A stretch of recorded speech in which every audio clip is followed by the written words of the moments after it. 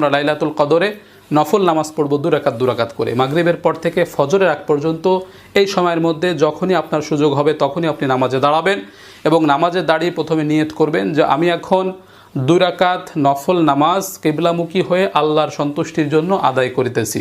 এতটুকু কথা অন্তরে সংকল্প থাকলে নিয়ত হিসেবে যথেষ্ট হবে, আর কোনো অতিরিক্ত শব্দ যোগ করতে হবে না। এইভাবে নিয়ত করে আল্লাহু আকবার বলে দাঁড়িয়ে যাবেন। সানা পড়বেন সুবহানাকাল্লাহুম্মা অথবা আল্লাহুম্মা বাঈদ বাইনি।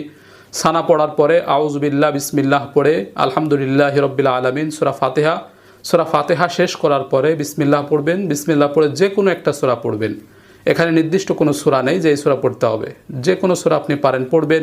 প্রয়োজনে এক সূরা বারবার পড়বেন, প্রয়োজনে একাধিক সূরা প্রথম রাকাতেই পড়ে ফেলবেন, কোনো সমস্যা নেই। এভাবে সূরা পড়ার পরে আল্লাহু আকবার বলে রুকুতে চলে যাব। সামি আল্লাহু লিমান হামিদা বলে রুকু থেকে উঠবো। স্বাভাবিক নিয়মে আবার সেজদা করব, আল্লাহু আকবার বলে 2 সেজদা করব। আল্লাহু আকবার বলে দাঁড়িয়ে গিয়ে দ্বিতীয় রাকাত শুরু করব।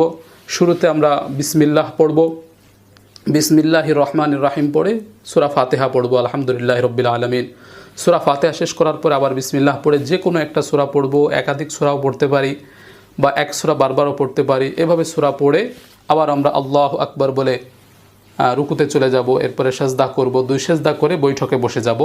তাশাহুদ পড়ব আত্তাহিয়াতু লিল্লাহি, এরপরে দুরূদ শরীফ পড়ব, এরপরে দোয়া মাসুরা পড়ব, এরপরে সালাম ফিরাবো আসসালামু আলাইকুম রাহমাতুল্লাহ, আসসালামু আলাইকুম রাহমাতুল্লাহ। এই যে হয়ে গেল।